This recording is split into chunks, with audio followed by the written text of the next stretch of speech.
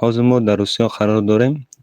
راستی یک صحبت شما را دیدم که یک خواهر مسلمه پرسید که من کرتدوز هستم و من را قصه میکنند که یعنی کرتهای یا پیش کلان یا که آستین کلته بدوزه. شما گفتید که انشالله خودداری کنید. در همین جا ما در مغازه کار میکنیم. در مغازه ما هر نمود فرم های هستند مثال در روسیه فروخته میشود. مثال اینها چه حکم داشته باشند؟ مثال بعضی هستند مینی یوبک هستند، مثال شورت برای زنک ها میفروشه، مثال است با پلاتیا و ها انشالله خوب میدونه جینس و دیگرها.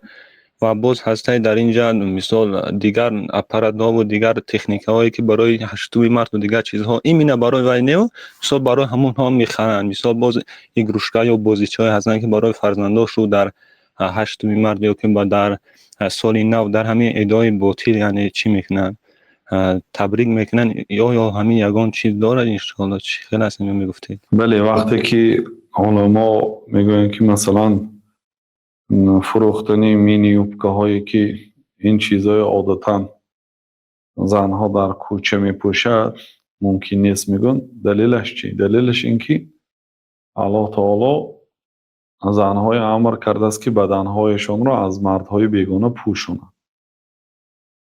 اون بدن زنها پوستی آنها یک پوستی است که با همین نوری چشم مردها بینور میشد. خیلی که یک قالین اگر به آفتاب کشیده مانید آفتاب نورش میپراند، یک گلیمی خوشروی بینور و بی معنا میکند. زنهای من میخوام بینید و گردناش کشیدگی زنکای گردنش چه دلناکش است، اما اگر پوشیده باشد سبز سفید تر و تازه می ایستد فقط برای یک کس. خلاصه وقتی که آنها همین رعایت نمی کند، همین لباس شما فروختگی خریده بدنش نشان میدهد، یعنی در آن امری که الله تعالی آنها را امر کرده است که بدنهایتان را پوشید، آنها امر الله تعالی را نافرمانی میکنند، یعنی سهمی شما هم هست. بناهن به قول عمومی قول الله تعالی که ولا تعاونوا علی الاثم والعدوان، به گناه ها یاری ندهید، این همین در قانون های وضعی هم ما مثال آوردیم هست. کدام آدم به یک جنایت اگر یاری دهد و هم سوچسنک میگذرد، حتی یاری ندهد و کورس باشد از جنایتی که همیشه میشد و کورس هست راست کورس، یعنی با خبر است و هم نیدنیسه زده میشد، یعنی به جنایت پوش است. بنابراین در شریعت ما هم اگر آدم منکر بیند باید به دستش تغییر دهد. اگر با دستش تغییر داده نتواند با زبانش تغییر داده نتواند با دلش، لیکن دلش علامت داشت. مثلا همینجا عرق آورد شما به یک میمانی تکلیف کردین، رفته نشستید که عرق آورده، عرق گرفته شکستن قدرتش نداره. شما اونجا امیری شهر نیستید یا سرداری عائلتان نیستید که پسرتان عرق بیارد و زده شکنید و هیچ کار کرده نتواند.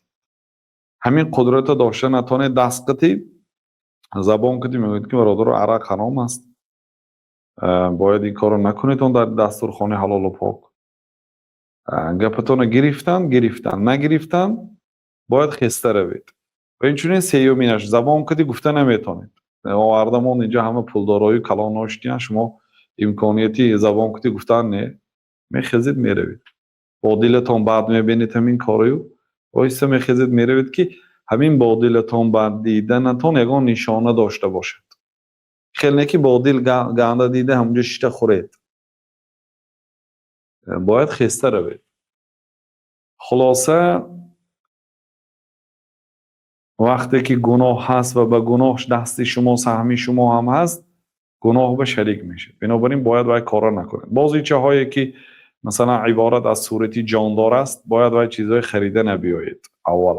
اولش این که به همین مغازه وقتی که بار میخرید برای فروش، همون وقتی خریده نده شما فکرش کنید، فروشش فکرش کن، بعدی خریده آورده شدن فکر نکنید. همون چیزی که فروختنش حرام است خریدنش هم حرام است. یعنی شما باید چیزهای فروشید که خاصتا مسلمانایی که به شریعت عمل میکنید. یعنی من باوری دارم که اونایی که در آمده همین برنامه گوش میکنن و به ما سوال میدهند، یعنی این فایزی کمی مسلمان هایی که به شریعت عمل میکنن. مثلا از 2 میلیارد آدم در احصایات دنیوی مسلمان به ثبت گرفته شده است. در بین اینا آدمایی هستن که مثلا یک استادمون میگه در خطای ازنه دیدم که دینش اسلام بوده است، از دین اسلام فقط همین روی مالچه‌ای که به پشتی سر میبندد کو همین قدر کار میکرده است. نه نام الله تعالی رو میداند، نه نام پیامبر صلی الله علیه و سلم رو میداند، هیچ چیزی از دین نمیداند، نه نماز، نه ذکر، نه روزه، نه هیچی. فقط میگه است که ما مسلمان هستیم، برای همین روی مالچه داریم. یعنی همین های هم به قطار مسلمان ها داخل کرده است. اینا مسلمان حساب نمیشن. آدمی که طبق دستور شریعت عمل میکند همون مسلمان است. لیکن 2 میلیارد مسلمان حساب کرده. از این 2 میلیارد کن چقدرش نماز خوان باشد. حالا این در تاجیکستان خودمون 10 میلیون آدم باشد، 1 میلیونش نماز خوان نیست. 1 میلیونش نماز خوان نیست. برای اون که سالهای 2012 بعضی اهل علم حساب کردن گفتن که 4% تاجیکستان نماز خوان. اگر انا را 10%ش گوییم 1 میلیون میشه، لیکن 10% بگذار نماز خوان 1 میلیون باشد انا. لیکن همین 1 میلیون آدم، من حاجی های میدونم که به پرسنت پول میتین. حاجی های میدونم که جنت و دوزخ نیست میگن. جنت و دوزخ همین تاجیکستان خدا ما میگن. جنت نیست میگن، همین دنیا جنت هست میگن.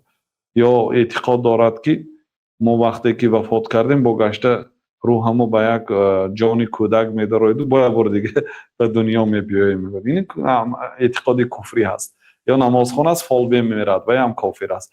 یعنی نمازخوان ها و دیندار هایی که به دین طبق شریعت عمل میکند اینا خیلی و خیلی کم هستند.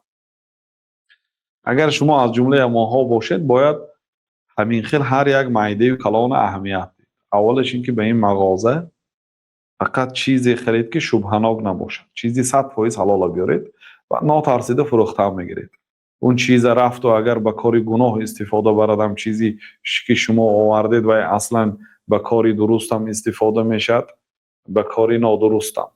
لیکن این آدم برد و به کاری نادرست استفاده برد، گناهش بر او است. مگرم در یه حال اگر دانید که 100% همین آدم از همین شکر از شما میخرد و برده عرق میسازد یا انگور میخرد و عرق میسازد، در همین حالت برای همون فروختنش ممکنه. الا انگور فروختن حلال است مثلا.